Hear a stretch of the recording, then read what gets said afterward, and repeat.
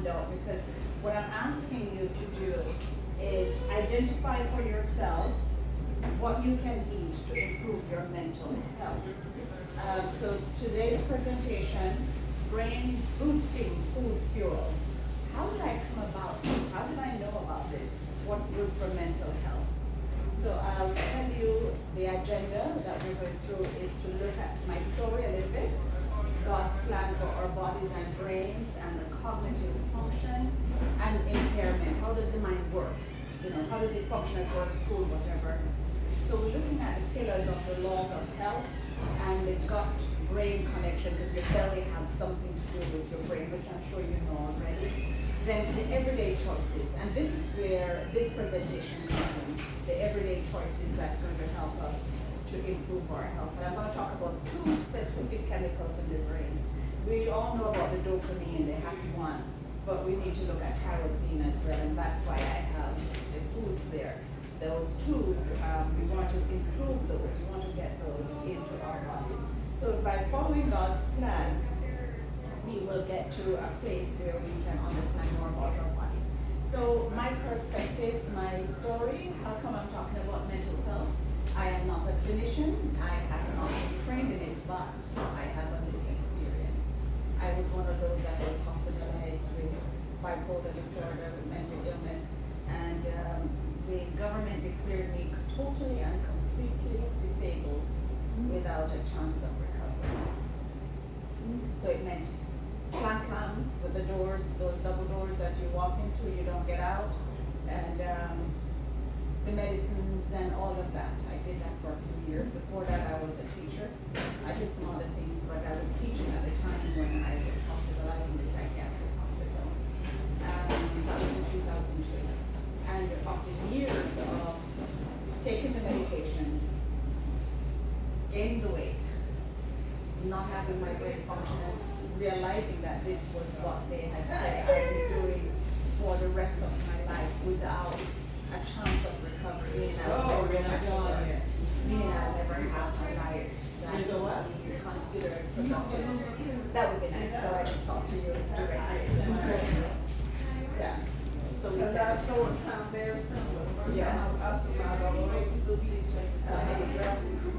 Yeah. So from that, I wrote this book. I'm gonna get it Because back. part of it was I was sexually molested as a child by a family member, and that just exploded after. Usually, the post-traumatic stress trauma, this kind of ACEs, adverse childhood experiences, affects you when you're about 30. It stays dormant and then it just explodes. And that's what happened to me within that, and then they make all these other diagnoses, which I was grateful for, because it gave me something to understand what was happening to me. And then it led me to talk about it, because nobody, especially in the Black community, was talking about it. And my family, because I was educated, because I went to graduate school, they're like, there's no way.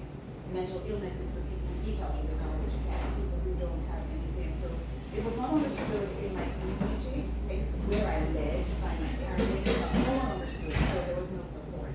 So I started studying it, and that's why the first thing I did was to join NAMI, National Alliance of Mental Illness, and I was trained in 2008 how to give talks in our own voice. And as I learned from others, I did, as you can see, QPR, Christian Persuade and Refer, that is in terms of suicide prevention. I did mental health first aid. Hi, good evening, welcome. You're here for the talk? I am. Oh, excellent. Have a seat, and I'm going to ask you to take a handout and a pencil as we go through. Then you can make some notes as to what is beneficial in terms of the foods. I was just in the process of sharing my story, that how I'm able to speak on mental health is that I have a lived experience, which I wrote about in this book, which you can have before you leave. The cost is $18, but I did for $15 this evening. And so not only was I hospitalized in the psychiatric hospital, as I was sharing with this young lady here, the government declared that I would never ever be able to work again. I'd never be able to functional in the community. And that was not acceptable to me. So I went about studying it, as I said, with the mental health first aid, learning that. I've taken those courses, so I'm certified in mental health first aid. You know, your peer certifications. And so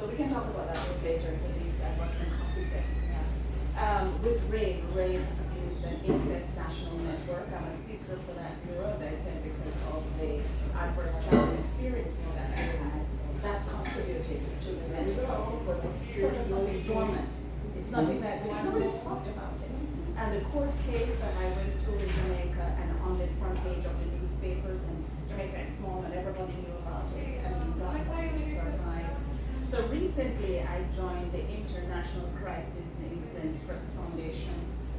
So I take classes with them, so I'm also one of those that can go on natural disasters and help to de-escalate stress. So what I did, I started studying about it. I decided that I did not want to be hospitalized, clam, and locked up anymore. And so I started speaking about 20 years ago, I started speaking about it in New York, what to do. So part of it was as I started going around and speaking, I want to get off my story quickly. As I went, I only went back because somebody else came. As I went about speaking, people kept asking me, how are you able to move on? How can you lose some of the weight from what the medications did? I said, because of how I ate and the herbs I use. And so I started having more clarity. And that's what I want to share this morning. So God has a desire for us, all of us, for the plans that He has. And it took me a while to believe this, that He said, dear friend, I hope all is well with you. You might know it in a different manner, and that you are as healthy in body as you are strong in spirit. I was neither strong in spirit nor healthy in body, but I claim this. Another promise that's not here was the one that is found in Jeremiah 29. Yeah. I know the plans I have for you. Oh, okay. Peace and I would speak, but I did realize that by spending time with God and trusting Him, because the doctors and hospitals were not doing it. It's a continuous cycle. So let's get into some more as to what I learned. This is self-taught, but as I said, I went to all those trainings. So I'm certified in quite a bit of different things. Not as a clinician. I am not a clinician, so I want to make that disclaimer. I cannot do counseling and I cannot do therapy, but I can certainly work with communities in terms of mental health, de-escalating, and when police turn up, speaking with families and how to prevent people from getting to stage 4, which is hospitalization or incarceration. Those are the training I've had under the National Mental Health Associations. All right, so now I realize that foods were what's going to do it. First of all, when you're so out of it, anything that you can put in your mouth is what I did. The comfort food, the breads, the sugars, the cakes, the drinks, and I wasn't able to cook. First of all, I wasn't able to cook. I wasn't able, when I was in the hospital, you weren't able, and they just kind of gave you all kinds of things. And the cycle of hospitalization is once you're out of the hospital and you're out for a few months or a few weeks, they decide to take you in. I remember even going to the hospital as a regular checkup, a regular outpatient visit. I didn't go back home. My car was in the parking lot until snow came this high over it. And they kept you to keep you. So I said, God, there must be a reason, welcome. There must be a way, a reason that you could assist in helping me not to be hospitalized anymore. And we haven't started on the things that helps you with the food there, so you'll get into that. And so I started asking, what can I do? Because at one point I gained so much weight from medications instantly. I'm not saying everybody does, but I did. I couldn't bend my arm like this because the fat was just under the skin. My skin couldn't, it happened so quickly, my skin didn't have a chance to grow into the fat. And my legs couldn't bend like this. My whole body was like, I said, what can I do? And I started reading, I started researching, and then I realized this is the thing. Now you all know that I am a volunteer at Eugene Heights, which is the umbrella for this place. So I'm volunteering there in the admissions. But they know my story, and as I said, I've written my story in my book as well. So when I realized that God has the best plan for us with food, and in order to know what the best foods are, we must study God's original plan, which is what I did. I went back to that. What is the diet? And He created man who understands his needs. God doesn't understand our needs. He's the only one I could turn to. Imagine I was a teacher. Imagine all the things I was doing in my family. I was the first one to go to graduate school in Jamaica. Leave Jamaica, but everybody had high hopes. And then here I was, clang in the psychiatric hospitals, and they thought nothing was going to happen, but that is over 20 odd years now, and here I am. But God does have a plan. He understands what He wants for us. Grains, nuts, this is what He said in Genesis that He would give us to eat. and the vegetables, which would be our diet. And I'm telling you, I'm standing here that I can testify to that. So what's God's plan? He says, look, I have given you every seed-bearing plant over the earth and all the trees for your food. Now, we hear that all the time, and we know where to eat our fruits and our vegetables, but the plan this evening is to say what some of these foods can do for you and your mental health. I mean, when I was taking, I don't want to name all the medications that I was on, and some were to serotonin, to lift up your moods. Some were inhibitors so that you wouldn't get too high or too low. But foods can do some of that. The cognitive functions, I remember them asking me at one point to spell earth backwards, or different things they would ask me to do to check my cognitive function. Remember, I finished graduate school 2 times. Once I did communication design at Pratt Institute for Art. Then I did a teacher's certification from New York State to become a special ed teacher. So therefore I would have had just a little bit of education, just a tiny bit. But I couldn't spell, I couldn't connect things because the neurons in the brain were not connecting. And there was nothing that they could do but give you meds and keep you in the hospital. So some of the cognitive functions is we need to have memory, and my memory wasn't working. I couldn't spell earth. My memory wasn't working. I couldn't reason. To learn was a difficult thing for me, even though learning all my life I've been learning. Couldn't make decisions. They had to bring in even my family to help make decisions for me. My apartment that I owned, what happened to it, my car, everything that somebody else had to be helping me make decisions. So those are the cognitive functions. So let's look at some of the symptoms of depression, what was going through, what was happening for me. Now, I told you I was diagnosed with bipolar disorder, which was, coming with mostly depressive and moments of up or mania. So we are on the edge or irritable most of the time. Everything sets you off. Just about everything sets you off. Increased anxiety. You're anxious about tomorrow. You're anxious about what's going to happen next. All of those things are going through your mind. Depression is a thing that sort of not just robs you of your joy, it robs you of your day and your ability to function. Here you go. I've not got to the point yet where we're going to. Another thing that it does, it heightens stress. There are very little things you can tolerate with that. Anger, set off at a moment. Everything can explode and you're like, well, this is not you. And friends and family say, well, this is not you. This is not normally how you behave. Everything's like a hair trigger because there's not so much in control once your cognitive functions are going. Now, part of it is you begin to withdraw the depression because you know something is wrong. You can tell something is wrong. You might not know exactly what's wrong. But friends are asking you out and you're going, not this evening, I'm not going to the bingo, or I'm not going out this, I don't want to go out, I don't want to do this. You begin to withdraw. So these are some of the ways that you know that you're in depression, because not everybody can identify depression. Some people just think, I'm just sad for a while. Of course things happen that can make you sad, but also depression is going much deeper than that. It sort of takes control. You're sad for a moment, but by the evening, right, you're up and about again. Depression just sort of takes that up. What it does, you realize your energy, you can't get out of bed. Some people sleep too much, or some people don't sleep enough. So what it does, it affects your sleep and your energy. Let's talk about some cognitive impairing. A lot of people have forgetfulness, and they're not aware that that could come from depression. And some people quickly just say, well, you have an Alzheimer moment or a senior moment. Not every senior gets moments, and some young people get what you think is a senior moment as well. But there's a brain fog. You're thinking, I want to do this, but I can't remember exactly what it is I want to do. You're sitting at your desk and you need to type something, but nothing is coming. It's as if there's a cloud. That's called brain fog. Spatial orientation, you can't tell if you're going, I'm supposed to go through this door and you stand up there for a moment and you're not sure which way to turn, or you go out the parking lot. It sounds extreme, but depression will overtake your brain. And I just want you to have a quick synopsis of what it is doing and why we want to defeat those. It also brings impulsivity, being impulsive. Because you might want, normally you plan for something and then all of a sudden You said, let's just do this on the spur of the moment. And so those are things, or poor judgment. You know for a fact that buying the fried chicken down the road is not going to do you well when you sleep tonight. Your belly going to hurt all night. But you're going to say, I want to do it now because I want it now. So you have poor judgment and being impulsive. It's not like you plan to do it.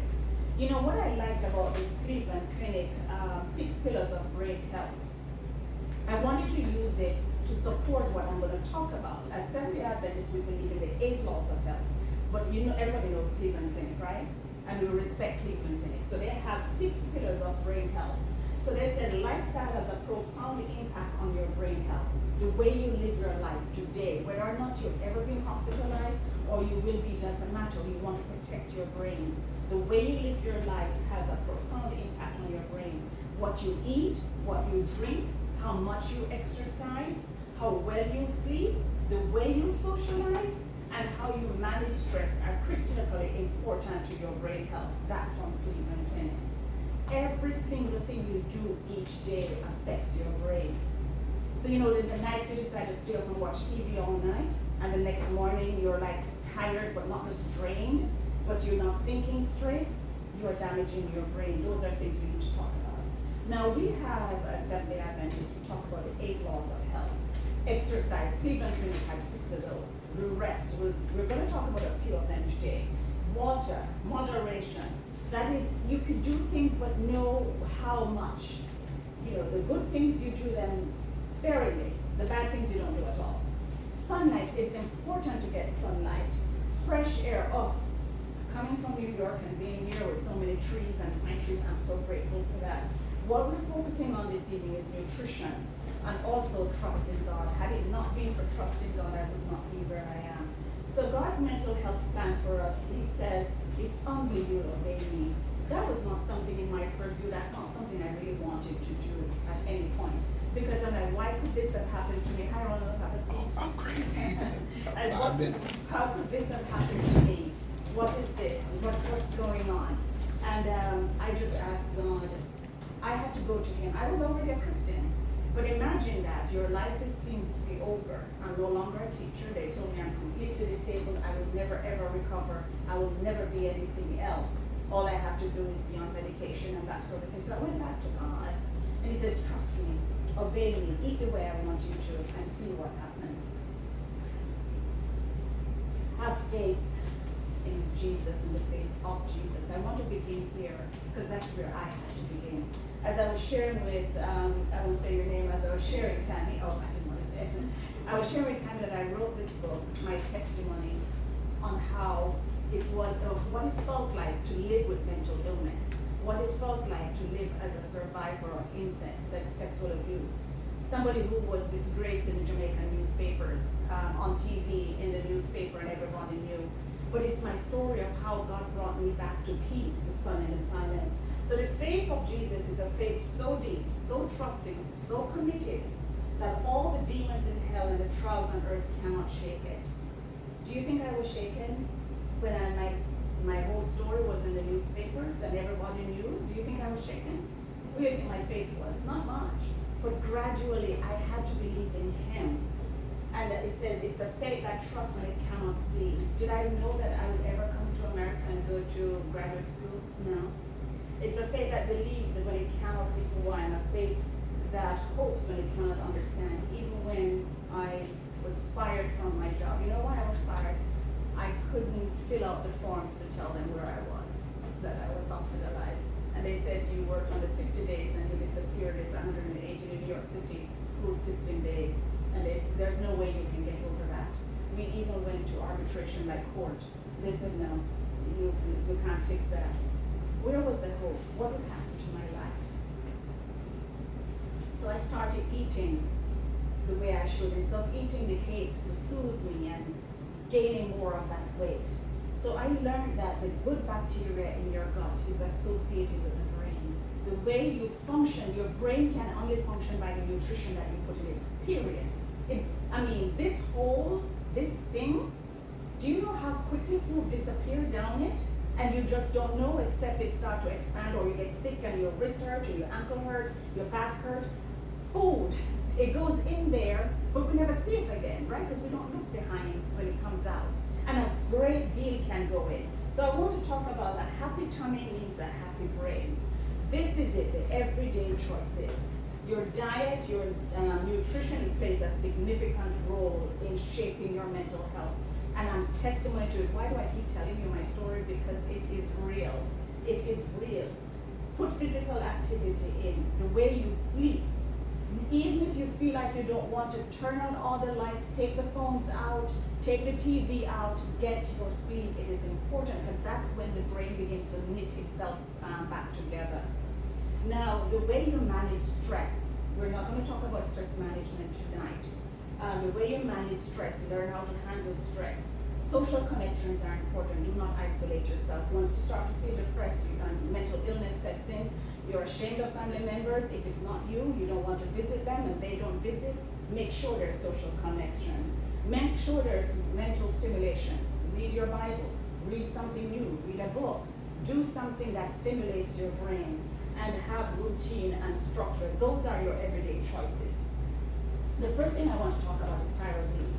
So tyrosine is found in these foods, which we'll talk about later. So when you look at this sheet, I left a big space for you to write what each food that we're gonna talk about. Why I want you to personalize it. So when we talk about it, it's not that you're just going to take all of them, buy everything, and take them home because you're not going to use them. I want you to begin to personalize it. So tyrosine helps with mental sharpness. We talked about brain fog already. It helps people function under stress. You know, the way you eat helps you in stress. So you don't have to be cursing out the next person that's driving the car down the road when they cut you off, because your food will help you. And it might improve your memory during stressful situations. You know, like I can't remember. Ask me later, I'll come back to you. Sometimes under stress we can't remember, but tyrosine will help us under stress. And it might help you stay sharp if you have lost lots of sleep. Sometimes when you haven't slept, you get up and you think, let me just eat a piece of pizza from the night before. But that might not help you stay sharp during the day.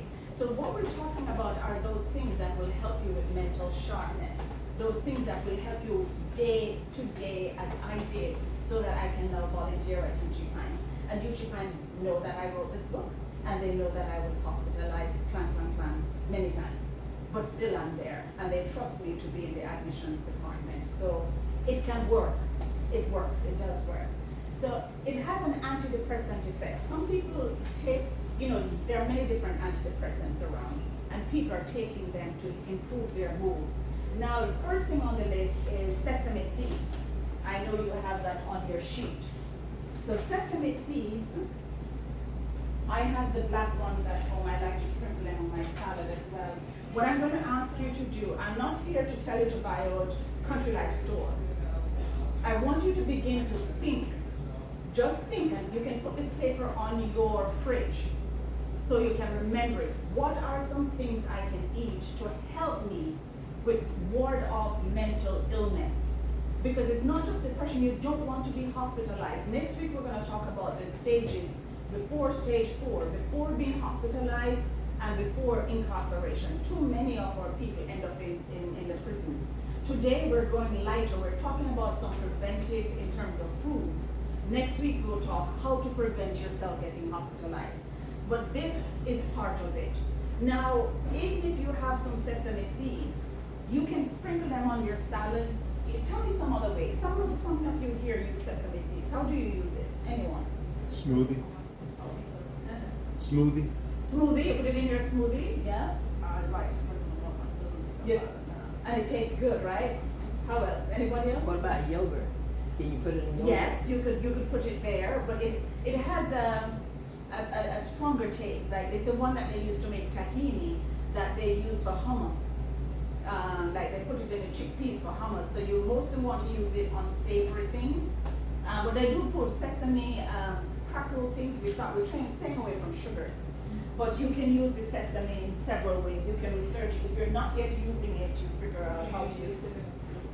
Yes, you can use it in a soup. Just sprinkle it on top after you've made the soup. And when you're gonna serve it, you just sprinkle a couple and it will be crunch, not too much, because it will change the flavor. So we're looking for tyrosine, and we're gonna look what But tyrosine that's is. stir fry food, that is sprinkles in there. Perfect, Vegetables and stuff. perfect in stir fry. We're gonna look at zinc as well. So sesame seed is a rich source of tyrosine. It has zinc, vitamin B6, and magnesium in it. Now let's look at the tyrosine. It's an amino acid. It's one of those acids that builds a protein, and it may improve alertness, attention, focus in stressful situations. So what are we doing? We're trying to think of foods that will help us to stay mentally alert, mentally sharp, and be able to function. We're warding off hospitalization. We're warding off losing jobs. We're warding off losing families. And so we change the way we eat to help that. You cannot eat all of these in one sitting, so we're going to think of a way how we can incorporate them. Because when you have a stressful situation, somebody's on the job talking to you a particular way, what do? You need to be calm. How do you handle that? The only way to handle it is not with a pill. I'm not saying pills aren't good, but gradually you build your diet. Gradually they circulate in your body. Before I go on, I want to share this with you. In 2018, my mom died. But before she died, she had diabetes, and her kidneys went, and I won't mention the medicines they gave her. All those things were going on. But finally she got multiple myeloma cancer. And they said they wanted to treat her with vitamin A. You know, you get that from carrots. But they synthesize it, and they wanted to give her some sort of injection with some sort of vitamin A thing that they made. Where did they get that idea? From natural foods. But they would have to give you so much carrots and carrot juice and all of that that you turn orange.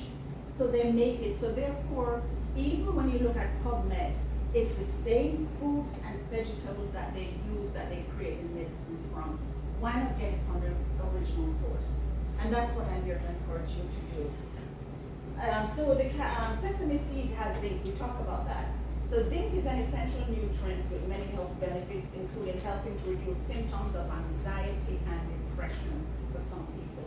The one food, the sesame seed, has that, the zinc, and if you're taking a picture, making notes. So on your paper, what I encourage you to do is, however you want to write it, help me with anxiety and depression. You know, sort of why I should, and whatever notes that come to your mind, how you can use it. I didn't give you any specific way to use the boxes. You know, give yourself ideas, how you can use it, what you can do as we go through. And we're going through quite nicely. How can you use it? You've heard how some people have used it. So tyrosine, we talked about the tyrosine. It's in soybeans as well.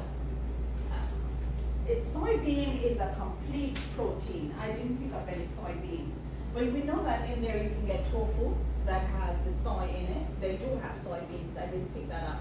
But that's a tricky one to learn to cook.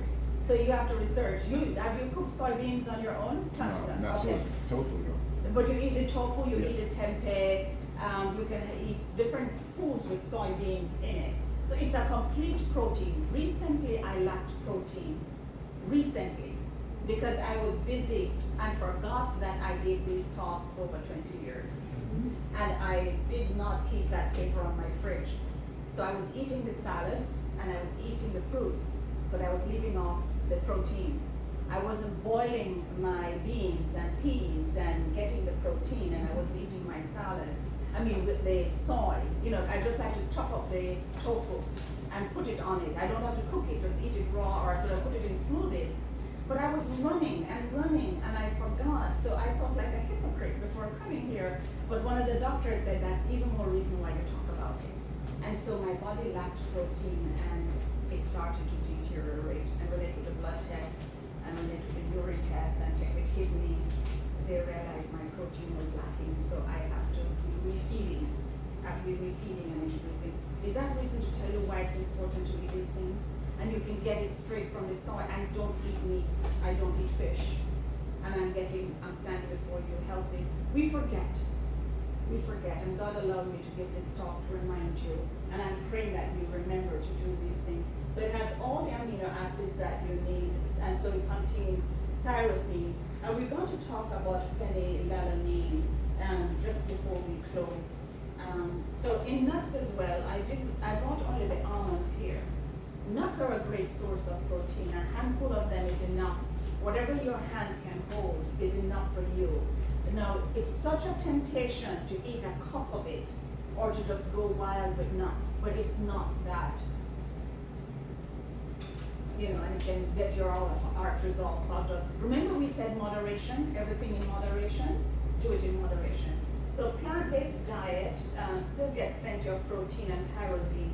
The protein and the tyrosine goes together. The protein you needed as building block. The tyrosine is part of the protein, but not only part of the protein, because we know you eat protein, but why did I break it down and talk about the tyrosine? Because the tyrosine, I want to focus on that.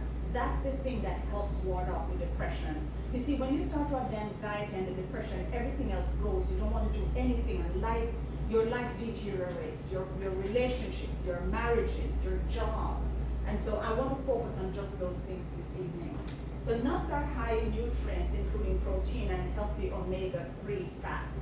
And we know that those are good for you. So I want to talk about tyrosine and dopamine. So woven in this talk is those two. Now dopamine, everybody loves it. You notice I use a picture of people smiling and laughing. Dopamine is a feel-good chemical, the love chemical. I think that people just love it. It just makes you happy. So it's a neurotransmitter that's made in your brain, but remember it starts in your belly. What goes in here goes up here. I mean, these two are linked. They even have a vein that links them. These two goes together. Nothing happens here that doesn't happen here. It starts here. That's why we're feeling it. So the neurotransmitter is made in your brain. It plays a role as a reward center. And in many body functions, including memory, movement, motivation, mood, attention, and learning. That's what a neurotransmitter does. So how do you get dopamine? I mean, how can you feel better? How can you feel better? It's like a happy pill. If you could take a happy pill, something that lifts your mood, that chemical is called dopamine. Part of it you get in apples. And apples contain something called quercetin. It's an antioxidant. So besides the happy feeling, it's an antioxidant in the apple, quercetin.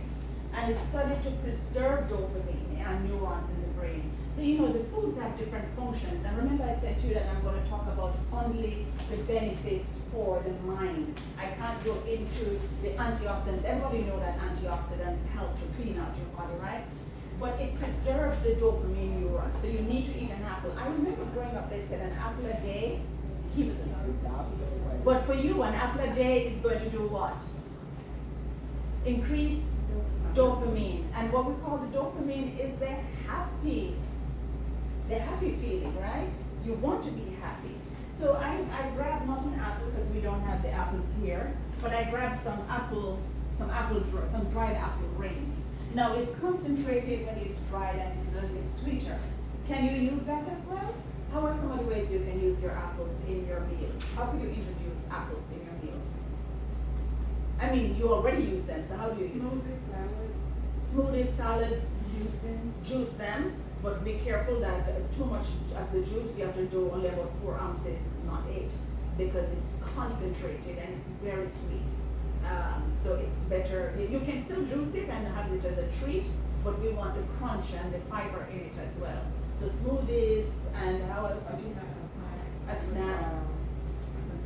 You could cut them up, put them in a little baggie, right? How else?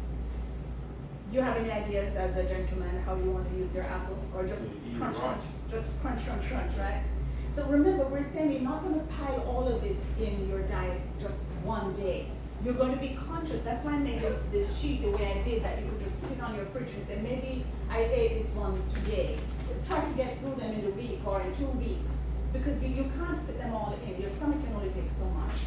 So we want to make sure we put apples in. Almonds. Oh, this is a good one. Almonds are a good source of tyrosine. And the tyrosine, remember we said, what is it that we're looking for in tyrosine? Why are we talking about tyrosine? The tyrosine helps to keep away depression. It's like an antidepressant, and it helps with anxiety. It writes. So we're looking for foods with tyrosine in it. And so the almonds are a good, and it's also a precursor to dopamine. So not only are you getting the anxiety knocked down, but it also is helping the dopamine to come up. So that's why we're talking about these specific foods. If you could put some of these foods in your diet, you know, we talk about almond milk, but that's highly processed. Of course you can put a little almond milk on your cereal. How could you put almonds in your foods? I just put them in a bag sometimes. How much? I don't really measure them out. When I'm taking my lunch or whatever, I Yeah. just put them in a bag. A good way to measure it is what fits in your hand and you close it, not what fits in your hand and you do this. Truly, it's what fits in your, because remember, it's everything, yours is going to be more. It's everything that we eat together that's going to help. Not that you're going to eat all of them at once. And I'm cautioning you, just gently put them in so you're not stressing over, I must eat this. Once you know why you're eating it, you will want to eat it, right? So the next one are bananas. Oh, this one is loaded with dopamine. Not only is it sweet, but the dopamine, the bananas have vitamin B6, which is necessary for the production of dopamine. And it's a source of tyrosine. You notice dopamine and tyrosine seems to keep going together. It knocks down the anxiety, the tyrosine, and the dopamine lifts the mood. So one knocks down the anxiety, one lifts the mood. Isn't that great? The food you're eating is like a daily antidepressant. And so various studies have shown that bananas may actually contain dopamine. You know, some people in some countries eat the peel of banana. They wash it, they cut it up, and they cook it down, and you know, make it with some syrups and some stuff like that, and you can eat it. You know, you might go, really? But people eat the rinds of watermelons.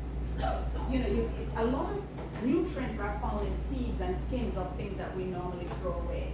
If you're adventurous, maybe you take one side of the peel and cut it up really small and put it in some foods, maybe your oatmeal, where it cooks out a little bit, and try it. Because even the skin, the peel, is great for you. So is there, like you have your somewhat closer to green bananas versus whenever you get to turn around, is it more healthier to eat? The green one, as a Jamaican, I can tell you, is starch. It has a lot of starch. The starch here in the riper one turns more into the sugar, which turns into the fructose, which is digested differently from the starch, has to be broken down in the body before it could get to glucose. But this one has the fructose. So eat it the way you prefer it. Eat it the way Either way is good. Yes, eat it the way you prefer it. We eat green bananas for iron, because when in its green stage, you're talking about just ripening or speckled like that, which is better.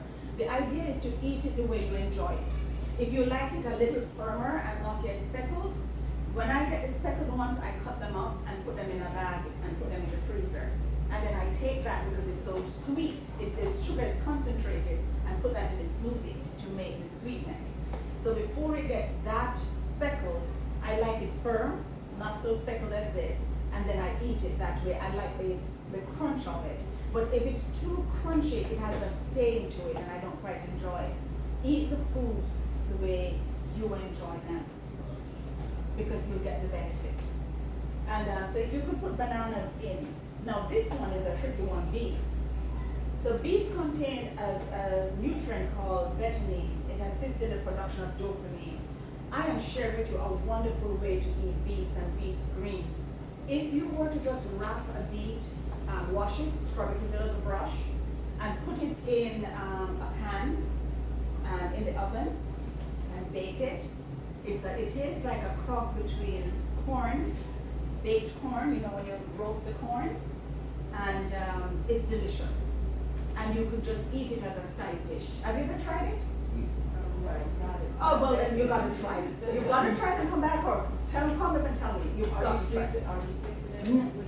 No, you just scrub the skin, cut off the two ends, you know, the one that goes down in the root and the top where the other would be, and just put it in a little pan in your oven, bake it until a fork comes out or a toothpick comes out clean, and you slice it on your plate. It tastes just like corn. You know, corn on the cob?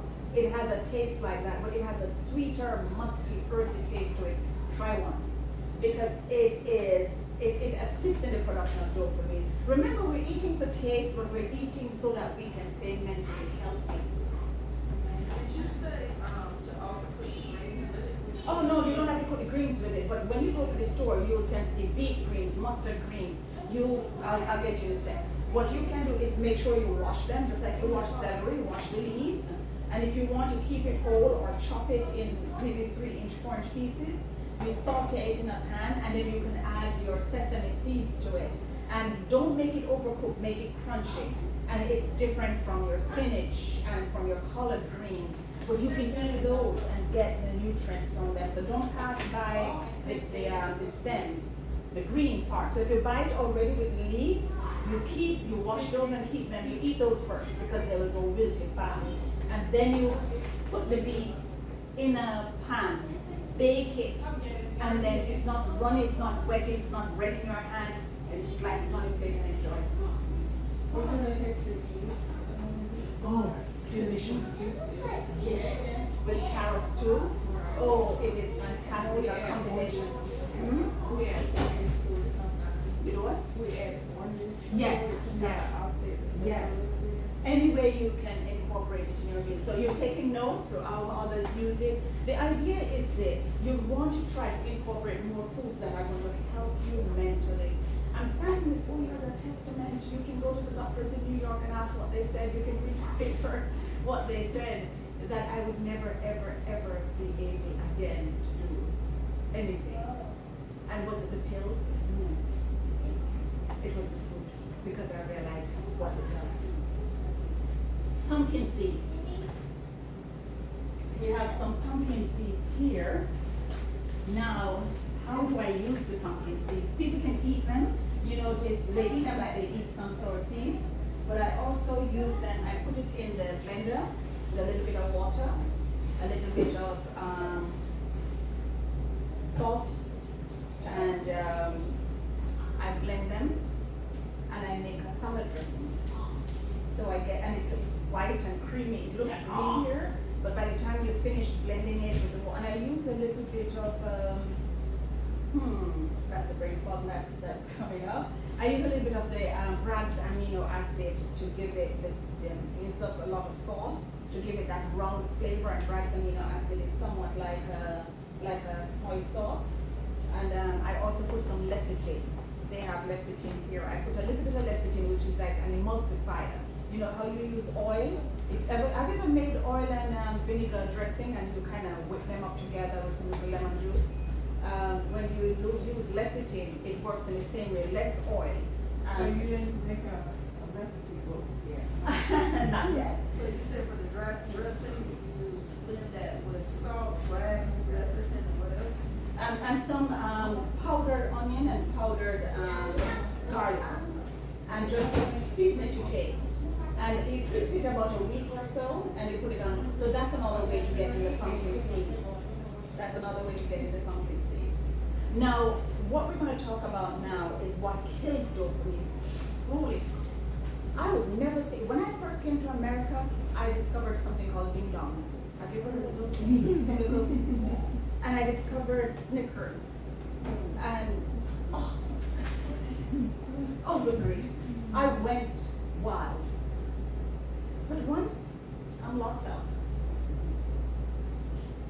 and I realized what happened to my life, and I'm researching, and I'm learning.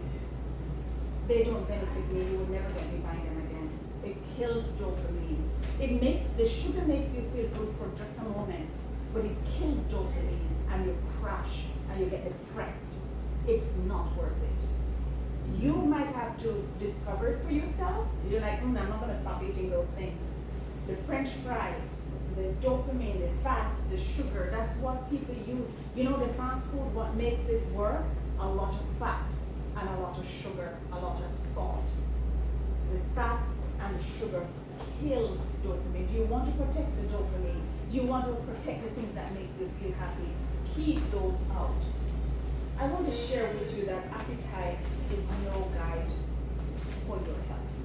If I go with appetite all the time, if you go with appetite, those foods that should be chosen that best supply the elements needed for building up the body. In the choice, appetite is not a safe guide because we never really want to go for those food that build up the body. You said, okay, I'm tired, I'm hungry, there's a Wendy's over there. Oh, let me not call them of restaurants. And you go, okay, let me go grab a pizza. I'm too hungry. Make preparation. If you keep the list and you have the things handy. If you have, I don't know, some almonds, maybe you could throw with it some raisins and you have something sweet. Nobody's telling you that you must live a boring life. I don't. But try to make the choices that makes you happy. Do you really want to be where I was? You know when they close that first door, and then when I turn around, there's a second door, and I'm waving goodbye to my family, and I can't get out. There's people in white coats watching you all the time. I wouldn't wish that for anybody. That's why I started giving these talks. Do I know everything? No. I'm sharing with you what I know, what I've done from my perspective. So through wrong habits of eating, the appetite has become perverted. Often it demands food that impairs health and causes weakness instead of strength. The disease and suffering that everywhere prevail are largely due to popular errors in regard to diet. I'm sharing with you some of the healthy things, some of the popular things that eat this, eat that. You know, my friends, in Romans 12:1, it says, present your body a living sacrifice to God. Does it matter to you that your bodies are presented as a living sacrifice? I could walk around for 20 years in New York speaking on this subject only because of what my body is today, a living sacrifice. And so, dear brothers and sisters, I plead with you to give your bodies to God because of all He has done for you. When the government said, no, I'd never ever work again, it's not true. When my family thought they had lost me forever, it's not true. So let them be a living sacrifice to your body. And what I learned that the body is a casing for the brain. Everything that happens in the body is to support the brain. You know how they say somebody, if they've died in the brain, that's it for them. The brain goes, then the rest of the body starts to shut down there. Everything is about the body. I'm sharing with you that what happens here goes here. And that's why we're doing this talk. So it says, be kind. The kind He will find acceptable. So your body is a holy sacrifice. The kind He will find acceptable. This is truly the way to worship Him. And I do worship God. I praise Him every day for what He has done. So I want to wrap it up, talking about, and we're getting there because I want to talk with you some more. Then we'll talk about phenylalanine, which is a dopamine protector. Phenylalanine is a protein metabolism that is normally converted to tyrosine. We talk about tyrosine and dopamine. But this particular chemical, phenylalanine, is found in wheat, which we have here, oats, quinoa, barley, rye, lentils, nuts and seeds, and soy products, tempeh, and plant algae. So what are some of those? I have it on the list, some of the plant algae that we use. One of my favorite is seaweed. You know the Norwich seaweed sheet that they use to make sushi?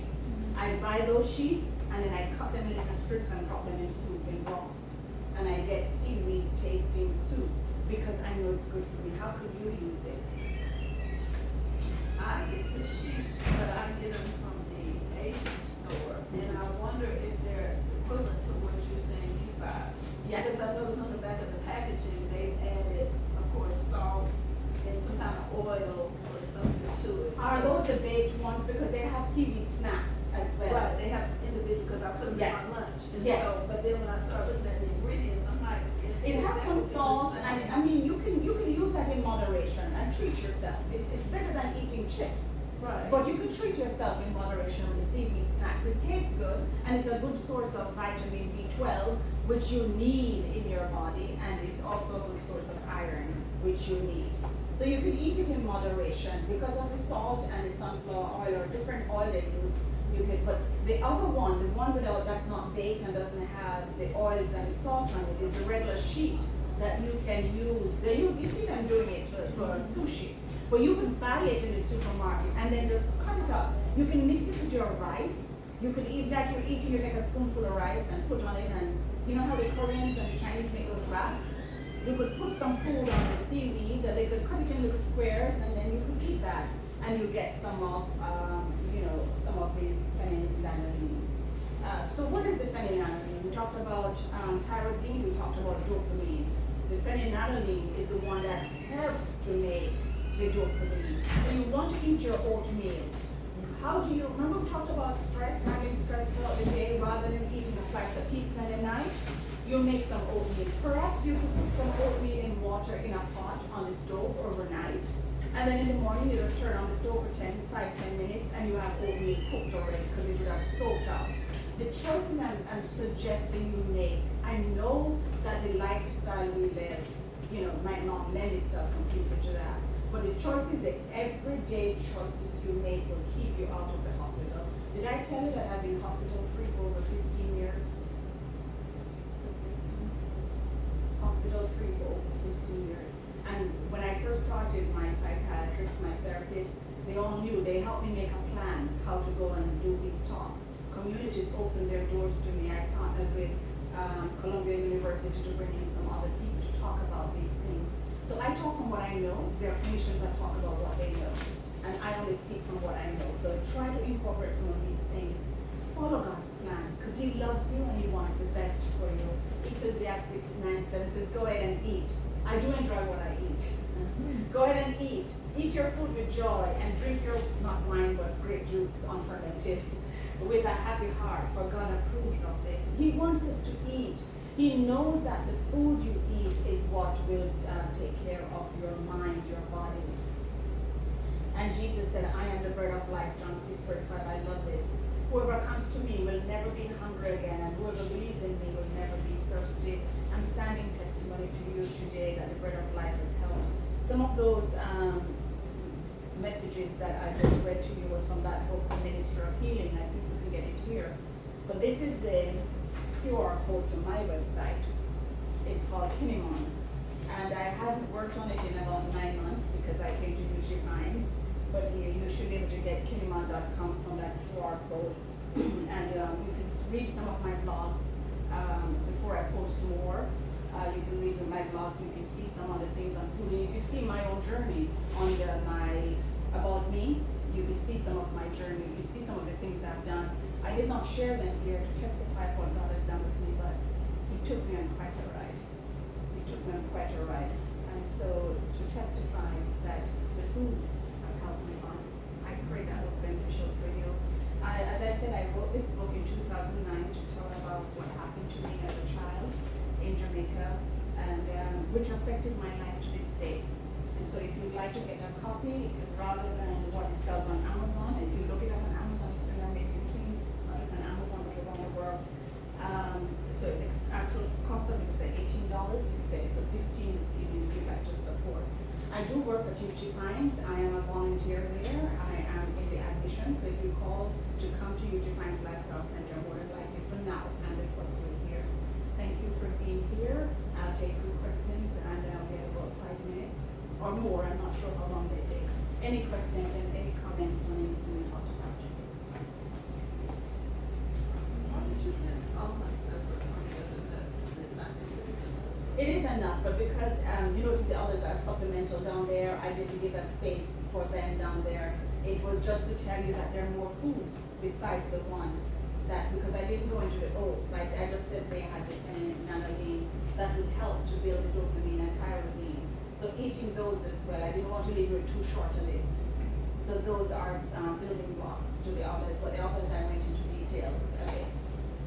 Pumpkin seeds, I love pumpkin salad, but I like the tree seed. Pumpkin salad. Which one? The pumpkin. The pumpkin seed. Yes, so when you, cause I've never, put them in regular, Mhm. so when you blend them, they're gonna be powdered. Oh, about quarter cup of water to the seeds. So you just want to cover the seeds a little bit, because when you use your salad dressing, it's not running. Nobody wants that. Yeah, you want it to be a nice consistency.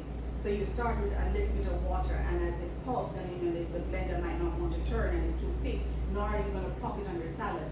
You you add a little bit of water, and you use onion powder and garlic powder to season. And then, for the, try to cut down on salt, so that's why I use the Bragg's, but the Bragg's kind of give it a darker color. But if you want to sprinkle some salt in it for taste, and you have a salad dressing that looks like Caesar salad dressing, nice and thick.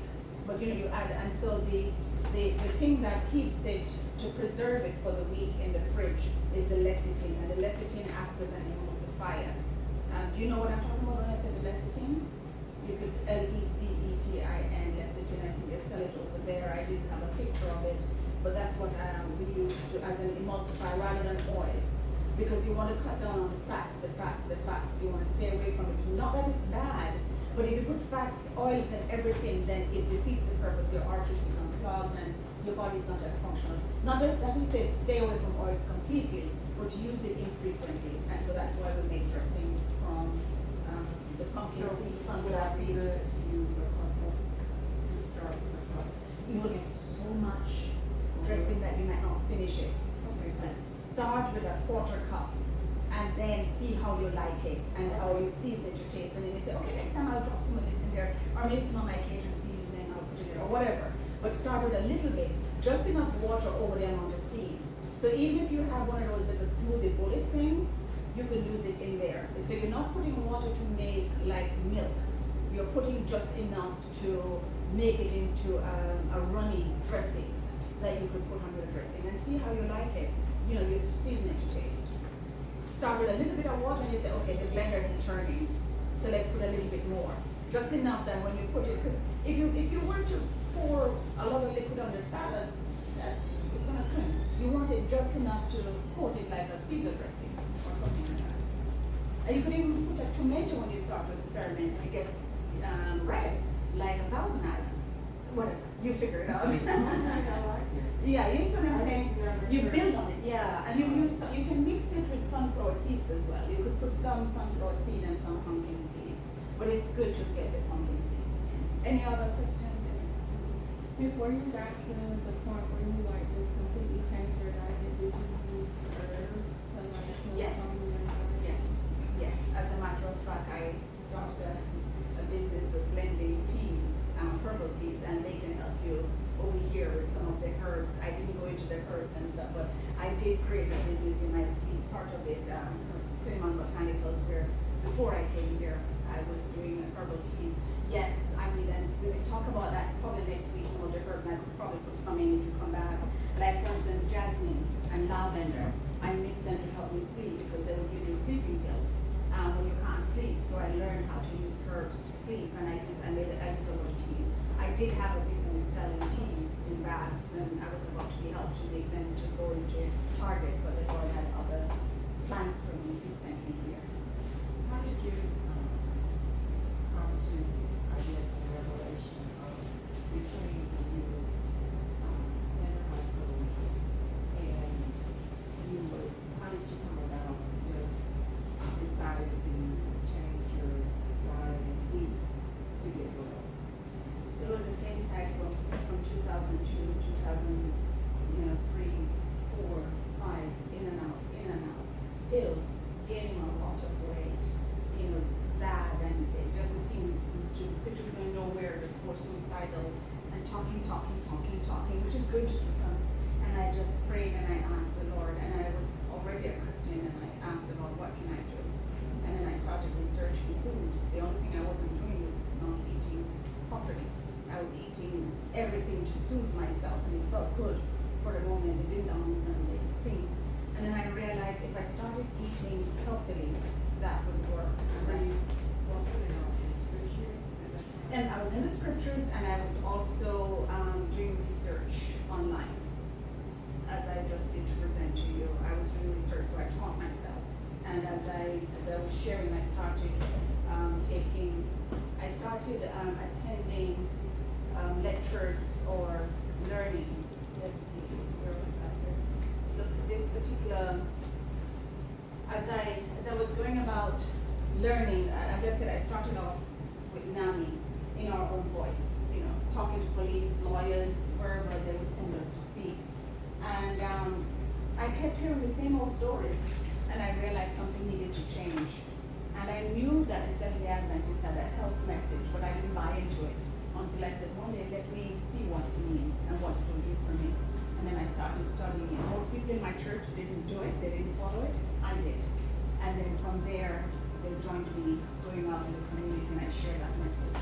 And so by going with all these organizations, especially this one here, the Rape, Abuse and Incest National Network, as I'm a speaker on that national network to talk about, I realized those were some of the messages I could share. And so I started researching it more, and as my body came down, as my brain got clearer, I could be a living testimony for that, and that's what I do.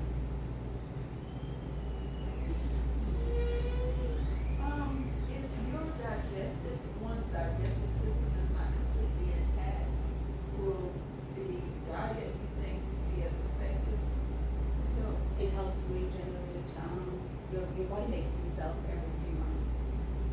And the diet, a plant-based diet can help you regenerate new cells and fix your digestive system. But you can also see a lifestyle practitioner to help guide you. They can do blood tests and tell you exactly what's going on, what's causing it. But food can help repair it. My guts was repaired by food. The reason that I ask you is that I had emergency delivery with one of my children, and unbeknownst to me until I woke up, they took my gallbladder, so I know that my digestive system is not intact. So that's why I asked you. It can make adjustments. Your body can make adjustments. Your body is an incredible organ. It's an incredible organ. All right, we can stop it here. It's 6 o'clock. I pray that was beneficial. What we talk about next week, I will go more in depth, less with the foods, but I'm going to still incorporate some herbs in it probably, but I really want to talk about all the symptoms and signs for family members, for yourself, how to prevent hospitalization and incarceration. What exactly do these symptoms of depression look like? How do they manifest themselves? What are the stages? There are 4 stages, stage 4. How do you get there? How do you prevent that? If you want to come back, or you want to tell somebody to come, and of course I might go into a little bit how you get some sleep. Sleep is the #1 killer. Sleep robs you of everything. So we can talk about that. Let's pray. Father in heaven, I want to thank you so much for these dear friends who came out this evening to hear you. I pray that as you help them to make these changes in their lives, to be beneficial to their bodies. As we lift each person to you, you know their needs, the needs of their families, and why they're here. I want to thank you, Lord, for bringing them and for blessing them.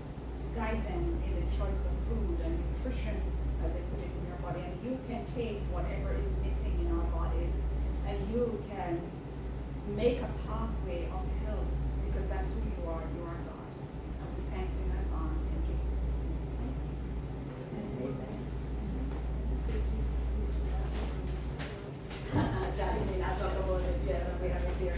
So any of these that you'd like to purchase, if you don't have, they have them in the store here. Anyone would like to get one of these copies before you go to sleep? 15.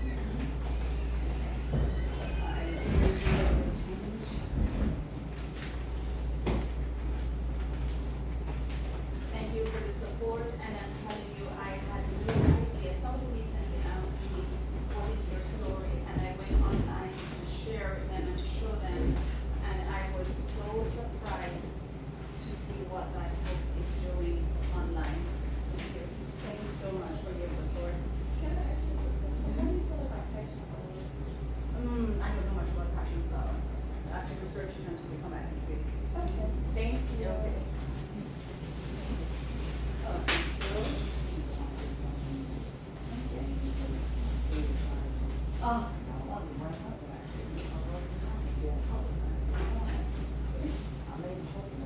Next week, yes, the stage 4. Yes. Thank you so very much. So you're welcome. Thank you. God bless. Anyone? I have one here. Yes, certainly. Next week? Sure. Okay, very good. Thank you so Thank you. much. Thank you.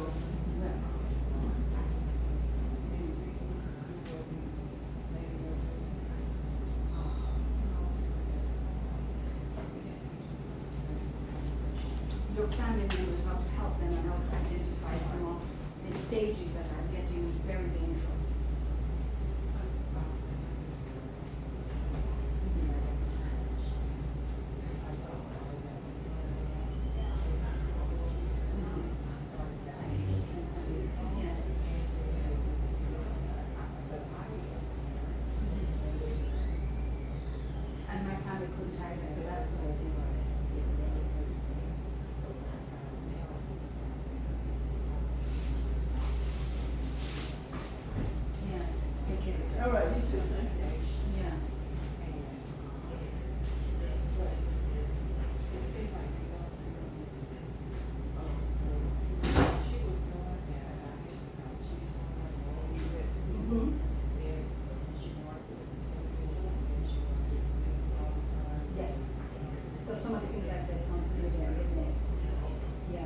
I'll talk next week about how to help them before it gets to stage 4, hospitalization or get to prison.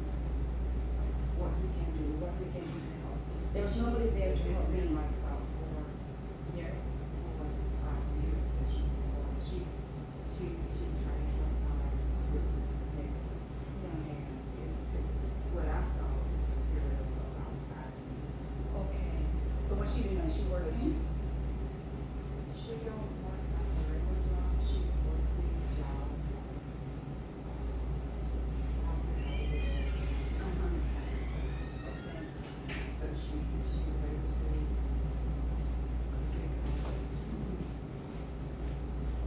It's just normal. She complete college where she's not working. She a hospitality, you said she works in a hotel? But she just. Thank you, Cheryl. It's like she. Appreciate you. Thank you. It's like she. You need it to be disconnected? Yes, please. You know, anything, you know. Because it's difficult, you can't focus. It's difficult to focus. So some of it, are you still having influence over her life and how she eats or anything? Thank you. I'll pack it up so you guys can go. Huh? I'll pack up myself here so you guys Oh, can no, go. no, no, take your time, take your time. Do you need any help?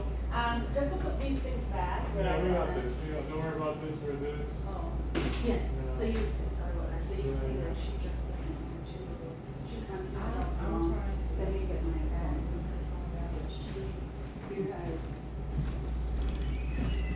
when she hears from me, as though,